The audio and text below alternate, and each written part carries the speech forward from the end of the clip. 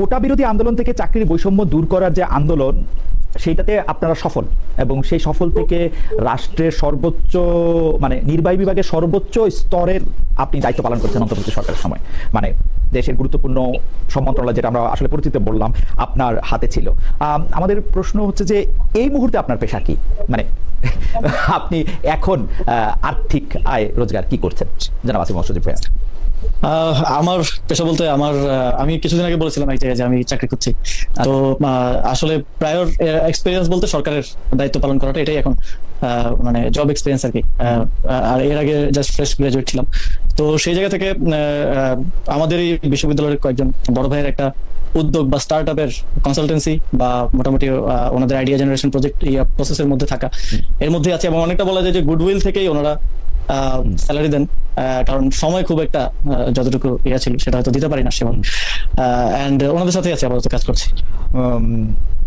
এনসিপির যে প্রধান আছেন, যে আহ্বায়ক জনাব নাহিদ ইসলাম, উনি তো কনসালটেন্সি করছেন একটি ফার্মে, আমরা জানতে পেরেছিলাম। যে তখন আমরা প্রশ্ন করেছিলাম যে এনসিপিকে কি এরকম একটা মডেলে কখনো করা হবে যে আপনি যদি আসলে ফুল টাইম কাজ করেন, দল থেকে আপনারা এক ধরনের বেতন নিলেন, যেহেতু আপনারা আসলে এনসিপির জন্য অনেক সময় দিতে হয়, আমরা দেখতে পাচ্ছি যে আপনাকে বিভিন্ন জায়গায় যাইতে হচ্ছে, সেটা কি আপনাদের কোনো চিন্তায় আছে যে এনসিপি থেকে ফুল টাইম? আমরা আমাদের ফাইন্যান্সিয়াল পলিসিটা নিয়ে কাজ করেছিলাম, তো একটা খসড়া আমাদের কাছে আছে এবং আমরা সেখানে একটা প্রসেস তৈরি করেছি যে আমাদের বিভিন্ন পর্যায়ের যেই নেতাকর্মীদেরকে ফুল টাইম পলিটিক্সটাতেই সময় দিতে হবে, একদম টপ থেকে শুরু করে উপজেলা পর্যায় পর্যন্ত, তাদের জন্য আমরা একটা স্যালারি ঠিক না, তাদের খরচের একটা ব্যবস্থা আমরা করবো, যে আসলে অন্য প্রফেশন করতে পারবে না পার্টি করার কারণে। তো সেটা আমাদের এখনো অন প্রসেস, অন ডিসকাশন আছে। এই আমরা দ্রুত ইন্ট্রোডিউস করবো এবং এটার মধ্যে দিয়ে, কারণ আমাদের দেখা যায় একটা উপজেলা পর্যায়েরও যারা টপ লিডারশিপ বা টপ সংগঠক, তাদের ফুল টাইম সংগঠনে দিতে হচ্ছে, কাজ করতে হচ্ছে। ফলে যখন আমরা একটা স্ট্রাকচারালি তাকে একটা ফান্ড দিতে না পারবো, তখন তাকে আসলে অন্য উপায় খুঁজতে হয়, যেটা আসলে বাংলাদেশে প্র্যাকটিস অনুযায়ী খুব একটা ভালো কিছু হয় না।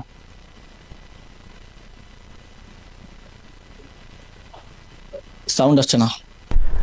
আসিফ মাহমুদ সজীব ভাইকে আমাকে শুনতে পাচ্ছেন? হ্যাঁ হ্যাঁ, এখন শুনতে পাচ্ছি। জি, আপনি যখন উপদেষ্টা পদ থেকে পদত্যাগ করলেন, তখন আপনি ব্যাংক হিসাবটা আপনি প্রকাশ করেছেন। সেই ব্যাংক হিসাব অনুযায়ী মোট আপনার নিজের দুটি, বাবার 5টি, মা স্ত্রীর একটি করে মোট 9টি ব্যাংক হিসাবে থাকা 15 লাখ টাকার তথ্য প্রকাশ করেছেন। আপনি কি আমাদের একটু বলবেন যে আপনার সেই সম্পদ বেড়েছে না কমেছে না আগের জায়গায় আছে, যদি আপনি বলতে চান? আপ টু ইউ আর কি। না, এই হিসাব প্রকাশ করার পরে তো প্রায় 2 মাসের মতো হয়ে গেল। এই সময় খরচের কারণে আরো কিছু টাকা ব্যাংক থেকে উইথড্র করা হয়েছে, তো কমেছে আর কি। ওকে, আবির ভাই, আপনি একটু দেখবেন যে সাউন্ডের জন্য একটু দর্শকরা বলতেছেন যে সাউন্ডটা একটু ঠিক করা যাবে কিনা। যাই হোক, আমরা চেষ্টা করছি যে যাতে আমাদেরকে একটু, আমি একটু জোরে কথা বলি, সেই জন্য একটু চেষ্টা করি। জনাব আসিফ মোহাম্মদ সজীব ভাই, গতকাল সংসদে নিজের এলাকার মহাসড়ক বড় করার দাবিতে সংসদে সোচ্চার হয়েছিলেন এনসিপির এমপি হাসনাত আব্দুল্লাহ। তিনি বলেছেন কাজ না হয় এলাকায় তিনি মুখ দেখাতে পারেন না। এই বিষয়ে গতকালই সাবেক উপদেষ্টা মাহফুজ আলম অভিযোগ করে ফেসবুকে পোস্ট দিয়েছেন, আপনার আরেকজন সহকর্মী, সহযোদ্ধা যদি আমরা এরকম বলি। তিনি সেখানে লিখেছেন, কোট, আজকে হাসনাতের সংসদে আকুতি দেখে মনে পড়লো যে রামগঞ্জ লক্ষ্মীপুর উন্নয়নের জন্য 4-5 জন উপদেষ্টার কাছে গিয়েও কোনো হেল্প পাইনি, তাদের সাথে কয়েকবার দেখা করেছি, ডিও লেটার দিয়েছি, সেসব লেখার সময় এখনো আসেনি। এতটুকু বলতে পারি যে একটি রাজনৈতিক দলের চাপে সিদ্ধান্তে উনারা আমার এলাকায় আমাকে কোনো সহযোগিতা করেননি। হাসনাত বলছেন এলাকায় মুখ দেখাতে পারবেন না, আর আমার মুখটা ঢেকে দিয়েছিলেন আমার সহকর্মীগণ, খোদা তাদের মঙ্গল করুন। জনাব আসিফ মোহাম্মদ সজীব ভাই, আপনি বরাবরই মানে বিভিন্ন বিষয়ে প্রশ্ন করা হলে সত্য কথা বলার জন্য আপনি বিখ্যাত বা খ্যাতিমান। আপনি কি একটু বলবেন ওই 4-5 উপদেষ্টা আসলে কে, আবার কোন দলের চাপে আসলে মাহফুজ আলমের এলাকায় এটি দেওয়া হয়নি? মানে আপনি একটু আমাদেরকে একটু লাইট দিবেন কিনা এই ব্যাপারে? না, এখানে আসলে হাসনাত ভাই যে রাস্তাটার কথা বলেছেন, সেই রাস্তাটার জন্য আমি নিজেও ডিও লেটার পাঠিয়েছিলাম। সেটা হচ্ছে আমাদের চট্টগ্রাম থেকে সিলেট যে রোডটা, খুবই ন্যারো একটা রোড এবং এটা দিয়ে ট্রাক বাস সমানে চলাচল করে এবং 2 বছর পর পরই রাস্তা নষ্ট হয়ে যায়।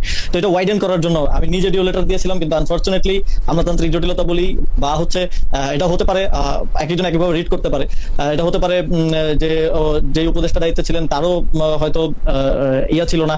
আবার সরকারি রোডস এন্ড হাইওয়েতে আমার জানা মতে যখন একটা রাস্তা ওয়াইডেনিং বা এরকম প্রজেক্ট নেওয়া হয়, ইট টেকস লট অফ টাইম। মানে আপনার এটা আগে প্ল্যানটা করতে হয়, পরের বছরের বাজেট অনুমোদন হয়, তারপর আসে। তো 1 বছর 2 বছর আমরা যে সময়টা ছিলাম, এটা খুবই ছোট সময় একটা রোডস এন্ড হাইওয়ের একটা রাস্তা ওয়াইডেনিং করা বা বড় করার জন্য। তো এটা হতে পারে অসহযোগিতা, হতে পারে আমলাতান্ত্রিক জটিলতা, কিংবা সময়ের একটা টাইম কম থাকার কারণে হয়নি। এটা একজন একইভাবে রিড করতে পারে। আমার জায়গা থেকে আমি এভাবেই দেখেছি যে এটা টাইমের কারণে হয় নাই। যে রাস্তার কথা হাসনাত ভাই বললেন, এটা এখন আমার মনে হয় যে বাস্তবায়ন করা সম্ভব। বাট মাহফুজ ভাই ঠিক কাদের কথা বলেছেন এটা আমার জন্য আসলে আমার কাছেও পরিষ্কার। মাহফুজ সাহেব, আপনার কাছে ছিলেন কিনা? কারণ এইটা আমরা এরকম প্রায় শুনতাম যে আপনি যা বলেন তাই হয় এসব ক্ষেত্রে, আপনি যেখানে যেটা বরাদ্দ দেন বা যেখানে যেটা সিদ্ধান্ত দেন সেটা তাই হয়। মানে সরকারের ভিতর থেকেও শুনতাম, বাইরে থেকেও শুনতাম। মাহফুজ সাহেব, আপনার কাছে এসেছিলেন কিনা? মানে এই ব্যাপারে? না আসলে এটা তো কাজের পরিধি আছে। যেমন হাসনাত ভাই যে রাস্তাটার কথা বলেছেন সেটা রোডস এন্ড হাইওয়ে মিনিস্ট্রির আন্ডারে, Okay. সেটা কোনোভাবেই উপায় নাই যে আমি স্থানীয় সরকার উপদেষ্টাকে বলে সেটা সমাধান হবে। আবার আমার অধীনে যেটা ছিল সেটা হচ্ছে লোকাল রোডস, ব্রিজ, কালভার্ট, তো সেগুলোর বিষয়ে এবং মসজিদ, স্কুল, কলেজের বরাদ্দের বিষয়ে এগুলো যখন মাহফুজ ভাই আমাকে পাঠিয়েছেন, আমি সাথে সাথে সেটা কিছু জিনিস ছোটখাটো বিষয় এগুলো করে দেওয়ার চেষ্টা করেছি যেটা আমার অথরিটির মধ্যে ছিল। তো এটা আসলে এটা এক ধরনের পারসেপশন বাইরে তৈরি করা হয়েছে যে ছাত্ররাই সবকিছু করে, ছাত্ররাই সকল ক্ষমতার অধিপতি। আসলে এরকম না। এই সরকারে যতক্ষণ পর্যন্ত ছাত্রদের একটা খুব প্রয়োজন ছিল, যখন মাঠে বারবার আন্দোলন হচ্ছে, বিদ্রোহ হচ্ছে, এগুলো ঠেকানোর জন্য ছাত্রদের প্রয়োজন, ততক্ষণ পর্যন্ত ছাত্রদের একটা অথরিটি ছিল বা দেওয়া হয়েছিল। যখন সেটা মোটামুটি আমরা ম্যানেজ করতে সফল হই, তখনই দেখা গেছে সরকারে আরো বিভিন্ন এস্টাবলিশমেন্ট বলি বা বিভিন্ন গ্রুপ বলি, তারা সরকারের কন্ট্রোল বিভিন্ন সময় এক এক দিকে এক এক সময় গিয়েছে। আপনার সাথে আগের আলোচনায় আমি বলেছিলাম যে এই ক্ষমতার কেন্দ্রটা এক জায়গায় ছিল না, বিভিন্ন সময় বিভিন্ন দিকে গিয়েছে। না, এটা আপনি আগে বলেছেন এবং আমি আপনার কথা অনেকগুলি জায়গায় কোট করেছি। আমার স্পষ্ট মনে আছে যে আপনার বিরুদ্ধে যখন অভিযোগ করা হলো যে আপনি উত্তর ঢাকার প্রশাসককে আপনি এককভাবে নিয়োগ দিয়েছেন, আপনি আমার অনুষ্ঠানে সেই স্পষ্ট বলেছিলেন কিন্তু যে এটা উপদেষ্টা পরিষদের সম্মিলিত সিদ্ধান্ত। কিন্তু তার আগে আমার উপদেষ্টাদের সাথে কথা হয়েছে, যিনি মুখপাত্র ছিলেন সরকারের প্রেস সচিব, উনিও কিন্তু এই ব্যাপারটা চেপে গিয়েছেন, বলেন নাই, বরং আপনার কথাই বলেছেন যে আপনি এটা করেছেন। তো সেইটা আপনি বলার পরে আমি কিন্তু অনেককেই জানতে চেয়েছি যে এটা কিরকম কথা হলো।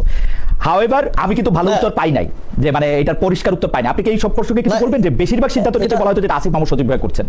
না, এটা দুঃখজনক যে আসলে এই সরকারের অনেকেই দায়িত্ব নিতে চায় না। যেমন বিএনপি সরকার একটা খারাপ কাজ করলো, পলিটিক্যাল গভর্নমেন্ট হতো, সে তার দায়িত্বটা নিয়ে নেয়। আমাদের যে সরকার ছিল অনেকেই একটা যে এটা আমি দায়িত্ব নিতে গেলে আমার উপর কোনো কনসিকুয়েন্স আসে কিনা, তো এই সাহসিকতাটা দেখানোর এটার একটা অভাব আছে। তো আমি এটা স্পষ্টই বলেছি এবং এটা আমি চ্যালেঞ্জ করেই বলছি যে ঢাকা উত্তর সিটি কর্পোরেশনের যে প্রশাসক নিয়োগ দেওয়া হয়েছিল সেটা সিদ্ধান্তটা ক্যাবিনেটে হয়েছিল এবং সেদিন আমি নিজেও ক্যাবিনেট মিটিং এ উপস্থিত ছিলাম না। সেটা একজন উপদেষ্টা তার নাম প্রস্তাব করেছিলেন এবং প্রস্তাবের ভিত্তিতে ক্যাবিনেটের সিদ্ধান্ত হয়েছিল। আমাকে সেটা বাস্তবায়ন করতে বলা হয়েছিল, আমি সেটা বাস্তবায়ন করেছি। এবং স্বাভাবিকভাবেই একটা সরকার যখন এত বড় ডিসিশন হয়, যে এখন বিএনপি প্রশাসক নিয়োগ দিচ্ছে, এটা কি প্রধানমন্ত্রী কনসার্ন ছাড়া হচ্ছে? এটা কি শুধু ওই অত্র মন্ত্রণালয়ের মন্ত্রী কিংবা প্রতিমন্ত্রী একা তো দেওয়ার তার সুযোগ নেই। এগুলো সাধারণত বড় সিদ্ধান্ত। একজন প্রশাসক সাধারণত একজন মেয়র মন্ত্রী পদমর্যাদার হয়, এই পর্যায়ে নিয়োগ। এবং এই যে দেখেন, নিয়োগটা কিন্তু আমার স্বাক্ষর হয় নাই, নিয়োগটা কিন্তু আমাদের এখান থেকে ফাইল গেছে, মাননীয় প্রধান উপদেষ্টার স্বাক্ষরেই হয়েছে। সুতরাং এটা সেখানকার তাদের কনসার্ন না থাকলে এটা তো এখন বলতে পারবে না যে না দেখে স্বাক্ষর করেছে বা এরকম কিছু। কিন্তু একটা ব্যাপার আছে যে কেউ দায় নিতে চায় না বা এই ধরনের একটা ব্যাপার আছে। এটা তো দায়ের প্রশ্ন না, যেখানে সব জায়গায় লেখালেখি হচ্ছে যে আপনি যেহেতু ওই মন্ত্রণালয়ের উপদেষ্টা, আপনার উপর যখন চাপানো হচ্ছে, এটা তো দায় নেওয়ার প্রশ্ন না। এটা তো ক্যাবিনেট বলবে যে আমরা সবাই মিলে এটা করছি বা ডক্টর ইউনূস বলবে। এটা খুবই আমার কাছে খুবই বাজে উদাহরণ মনে হয়েছে। মানে এটা আমি আপনার কাছে কিন্তু প্রথম শুনেছি, আমার অনুষ্ঠানে এসে যখন আপনি বলেছেন আমি যেটা প্রথম শুনেছি আমি আশ্চর্য হয়েছে। আমি এটা ভেরিফাই করার জন্য আরো 4-5 জনকে জানতে চেয়েছি। এটা খুব দুঃখজনক। দেখেন, আমার প্রসেসটা যদি আমি বলি, ফাইলটা স্থানীয় সরকার মন্ত্রণালয়ে প্রসেস হয়েছে, কিন্তু সেটা পাঠানো হয়েছিল চূড়ান্ত অনুমোদনের জন্য প্রধান উপদেষ্টার দপ্তর, এবং সেখান থেকে অনুমোদিত হওয়ার পরে কিন্তু নিয়োগটা হয়েছে। নিয়োগটা এমন না যে আমার এখান থেকে অনুমোদন দিয়ে নিয়োগটা হয়েছে, তো সেখানে অবশ্যই সিদ্ধান্ত ছিল, সিদ্ধান্ত ছাড়া তো সেখান থেকে নিয়োগটা হওয়ার কথা না।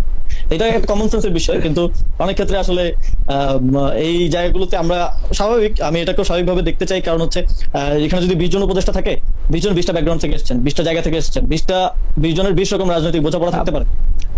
উনারা এখন ক্ষমতায় নাই, উনাদের নিয়ে আমি কিছু বলতে চাই না, কিন্তু আমার কাছে মনে হয়েছে যে উনাদের আজকে না হোক কোনো না কোনো দিন ইতিহাসের খাতিরে এই প্রশ্নের উত্তর দিতে হবে, কেন উনারা এইটা বলেন নাই আরেকজন মানে ছাত্র উপদেষ্টার কথা বলে তাকে আসলে আমি আমি আমি ঠিক জানি না। মানে আপনার বিরুদ্ধে অনেক অভিযোগ থাকতে পারে, কিন্তু এই অভিযোগটা বা এই দায়টা আপনাকে কেন নিতে হয়েছে আমি এটা জানি না।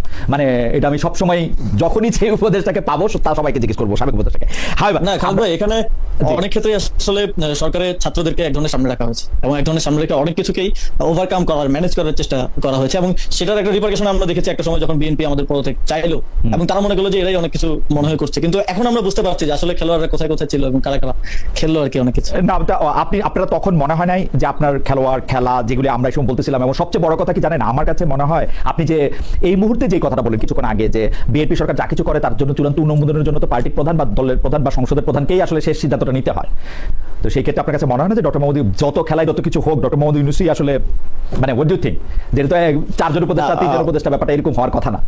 অবশ্যই একটা স্ট্রাকচার যখন ওয়ার্ক করে এটা পিরামিডের মতোই ওয়ার্ক করে। টপ যে থাকে তার ইভেন তার যদি অনুমতি নিয়ে না হয় সেটা দায়িত্বটাও তাকে আসলে মানে নিতে হয়, কারণ এটা এইভাবেই ওয়ার্ক করে সবসময়। বাট এটা অনেক সময় যেটা হয়েছে, যেমন মনে করেন যে বিসিএস পরীক্ষা পিছাবে কি পিছাবে না, এটা নিয়ে ছাত্রদের একটা আন্দোলন, সেটা তো আর আমার দায়িত্ব না, সেটা ইউজিসির দায়িত্ব, ইউজিসির সাথে শিক্ষা মন্ত্রণালয় সম্পর্কিত। কিংবা সেটা সমস্যার সমাধান করার জন্য ছাত্রদেরকে এক ধরনের সামনে যেতে হয়েছে, বা অনেক সময় আমাদেরকে উপদেষ্টারাও বলেছেন যে একটু